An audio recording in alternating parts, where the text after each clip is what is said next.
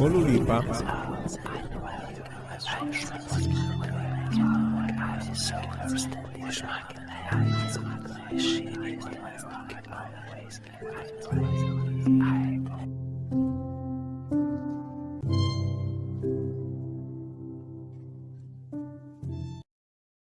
Muy buenas.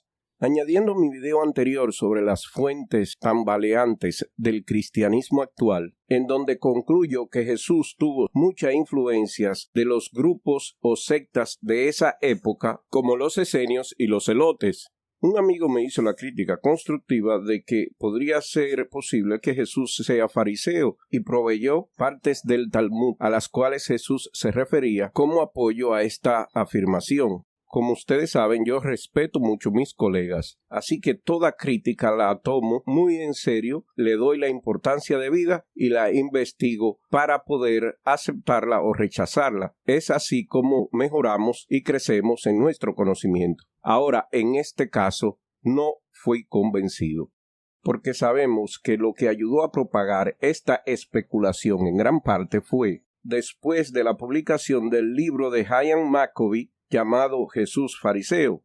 En este libro, Maccoby también especulaba que Jesús era un fariseo y que las discusiones o polémicas entre Jesús y los fariseos que aparecen en la Biblia eran un signo de inclusión en vez de un conflicto fundamental. Y para mí esa opinión parece ser traída por los moños sin mucho análisis que prueben tal cosa, puesto que la realidad es que Jesús solo pierde de la calma un puñado de veces en el Nuevo Testamento. Y si quiere pregúnteles a los cambistas en el templo, pero desata una de sus diatribas más feroces en Mateo 23 contra los fariseos y otros maestros de la ley, que supuestamente eran los escribas. En los versículos 13 y 39, conocidos como los 7 ayes, Jesús llama a los fariseos hipócritas 6 veces, también los llama ciegos 5 veces, hijos del infierno, generación de víboras, y compara a la falsa piedad y a las poses de los fariseos con sepulcros banqueados que por fuera lucen hermosos, pero por dentro están llenos de huesos de muertos y de toda inmundicia.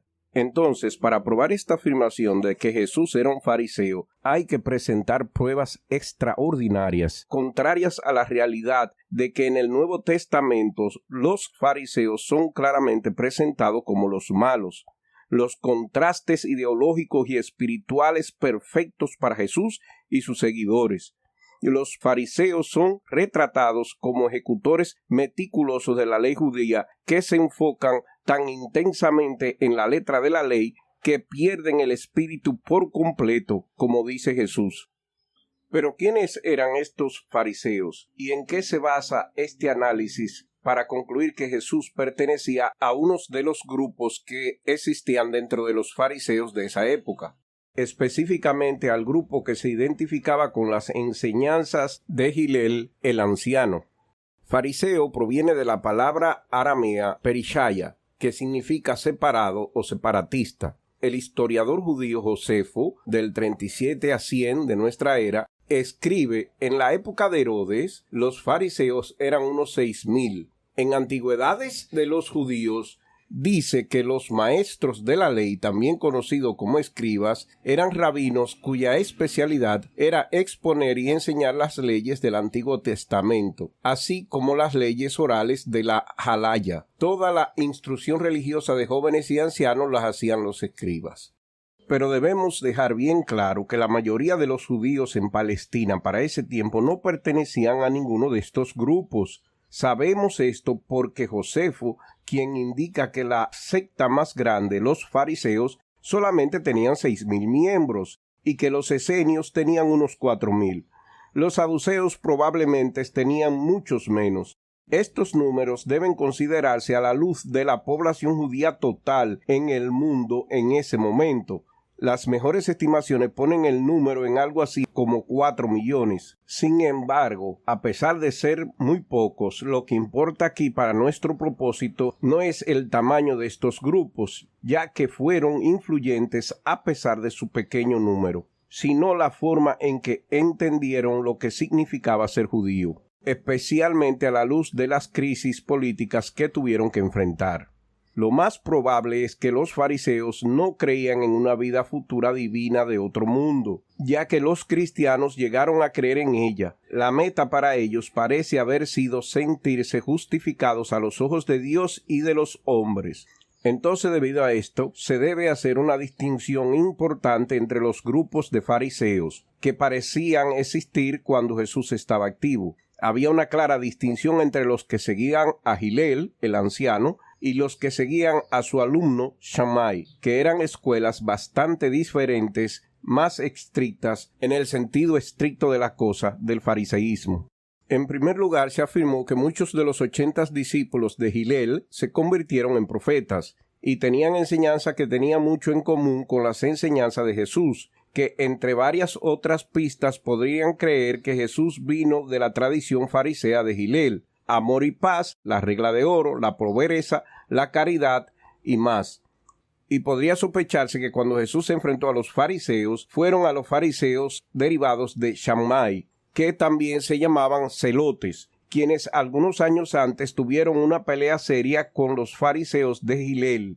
Pero podría considerarse ese el trasfondo detrás de Mateo 23:31, que los Shammai mataron a algunos de los seguidores de Hillel en una discusión sobre cómo practicar la ley.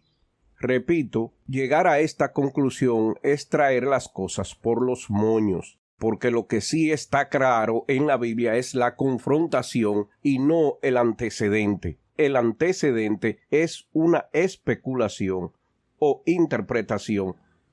Yo considero que es aceptable concluir que Jesús había incluido en sus enseñanzas parte de las tradiciones fariseas y que éstas pertenecieran a la escuela de Hillel, pero hizo lo mismo con las enseñanzas del Shammai o los celotes. Como una curiosidad adicional, les diré que Pablo fue educado a los pies de Gamaliel, hijo o nieto de Hillel. O sea que tenemos mucho más evidencia de que Pablo sí era fariseo, y explica mucho su cristología. Los fariseos eran firmes creyentes de la futura resurrección de los muertos, no tanto de la vida eterna, pero de que tenían una creencia apocalíptica, así era. Los fariseos eran la gente común rural y habitantes de pueblo pequeño en su mayoría. Unos pocos eran bien educados, pero estaban lejos de las élites y los ricos saduceos del centro urbano de Jerusalén.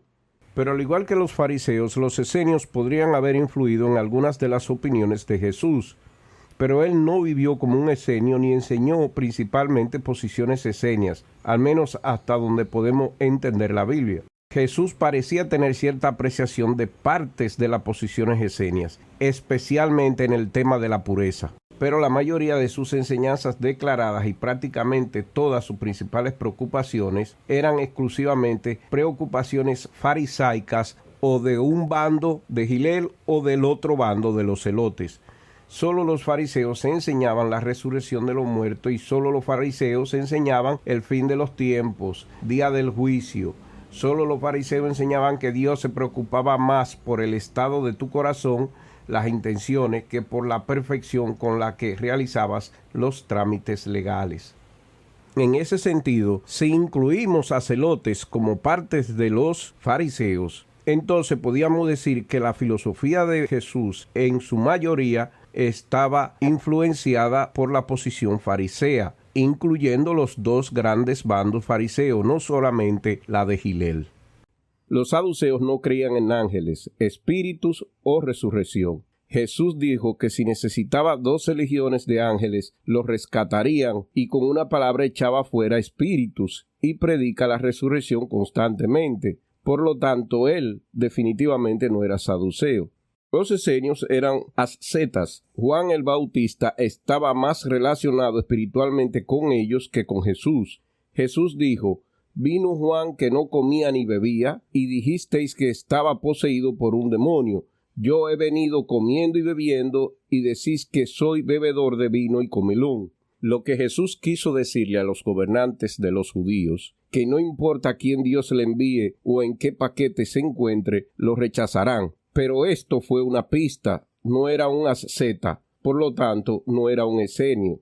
Por otro lado, los fariseos interpretaban la ley como un estricto literalismo que a menudo los llevó a violar el espíritu mismo de dicha ley, y añadían a la ley una tradición oral que a menudo entraba en conflicto con la misma ley que afirmaban tener tanto cariño. Los celotes eran una rama radical de los fariseos. Un celote fue miembro del grupo de discípulos de Jesús, Simón. Estas personas eran activistas políticos, querían derrocar a los romanos ya que todas las demás autoridades no judías no eran aceptadas. Además, querían establecer el reino de Dios de inmediato y por la fuerza.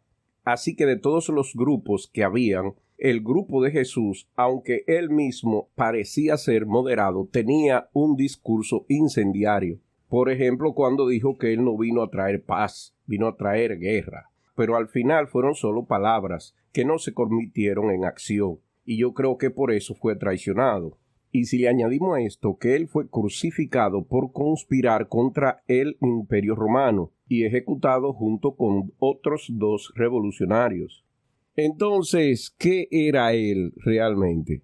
Para mí que era una amalgama de estos grupos. Él quiso consolidar varias filosofías que aparentemente le gustaban. Y la que más influyó en ellas sería las de los fariseos de ambos lados, la de los fariseos moderados y la de los fariseos radicales, que eran llamados celotes o sicarios.